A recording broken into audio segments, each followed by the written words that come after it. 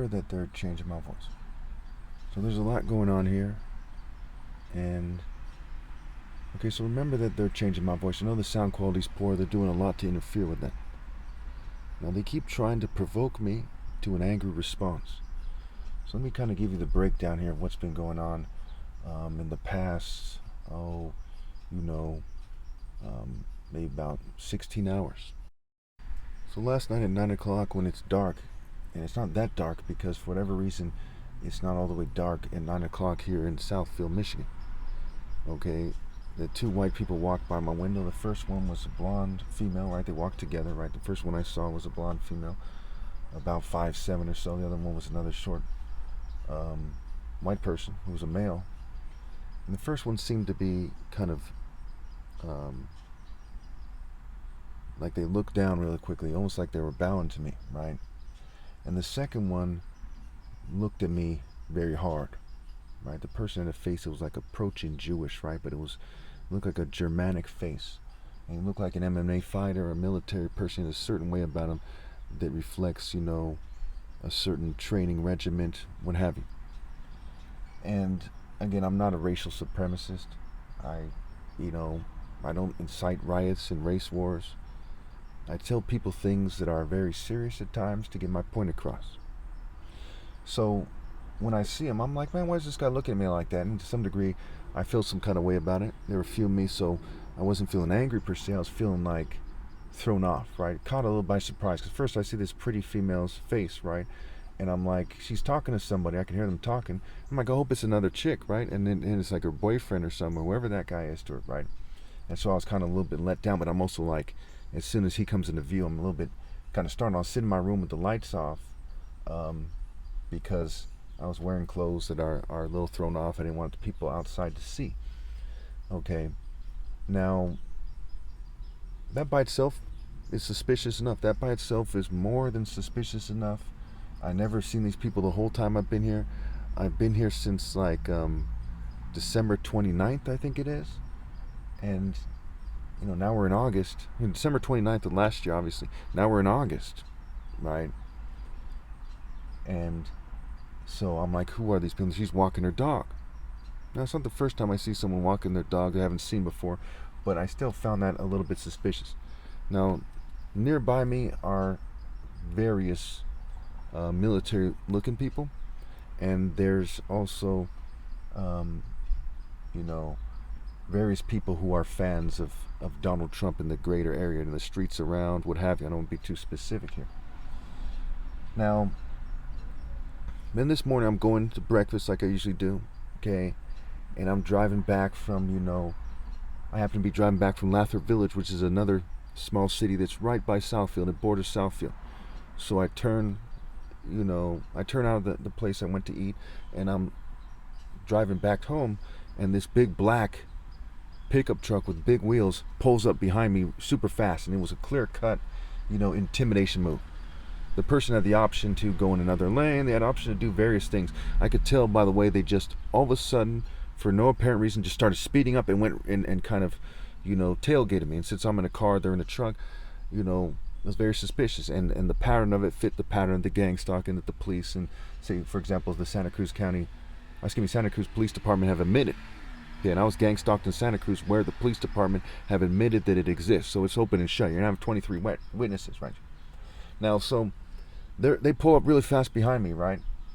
And so I'm kind of playing it cool. I'm like, look, I'm not some kind of pushover here.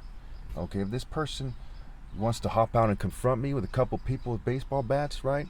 I'm gonna handle my business. Okay, they're gonna leave in a casket. You see what I'm saying? Like, I'm not the one. I'm the top martial artist. I'm smarter than everyone else. I'm more deadly, even in my crippled form. I might be partially crippled even more when all is said and done, but they'll be dead. Now, I'm not a psychopath, what have you, but I will defend myself. So I'm playing it cool. Then the guy drives around me super fast, boom, okay, and I see the back of because the front license plate said USA, right? And the back license plate something like Gearhead. I can't remember how it spells, like Gearhed or two E's, or it says something like this. So I took it as, attempt to intimidate me, and the Gearhead has to do with, I've been talking about this in my videos. It has to do with the gear, the military gear, police gear, right? The N-word is a play on words for no gear. It means ignorant.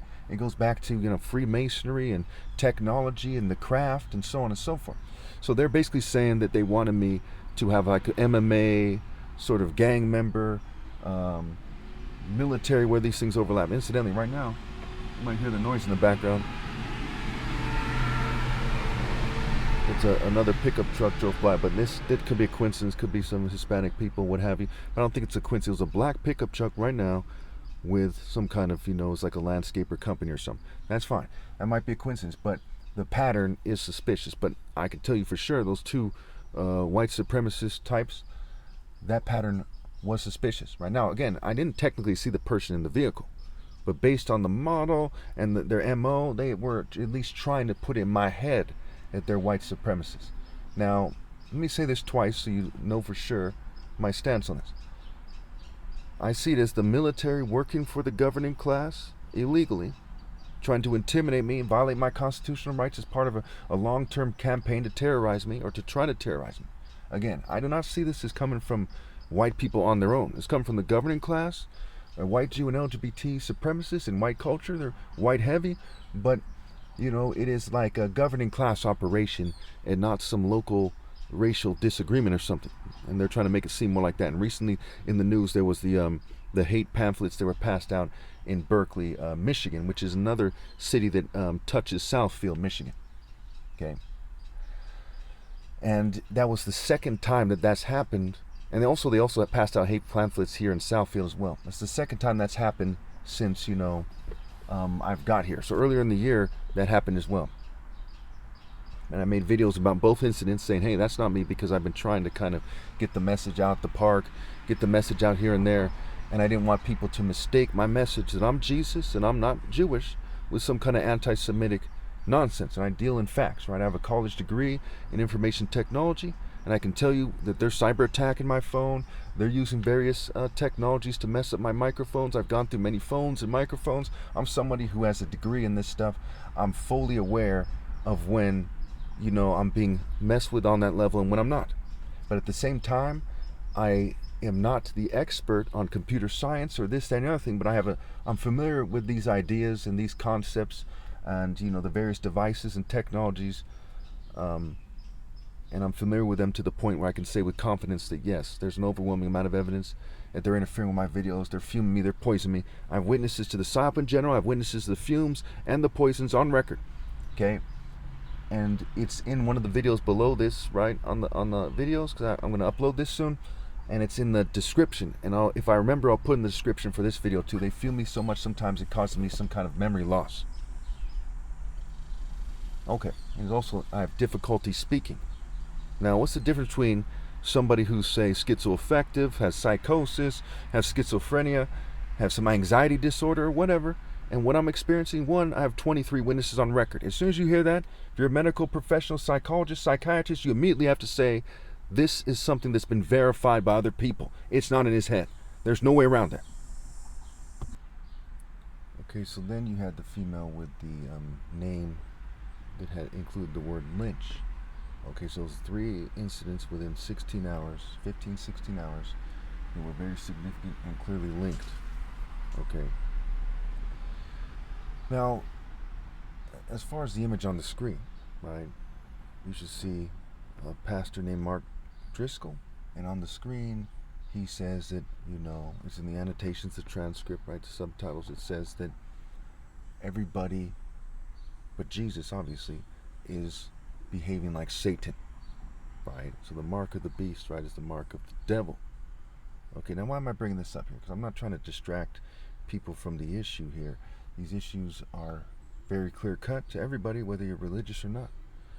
But the point is that it is stupid for people to think that people are not capable of behaving the way they are, or that, people aren't in cults, right? People who typically worship the devil are in cults. And if everybody but me is acting like a Satanist, okay, aren't there a bunch of groups that are like cults?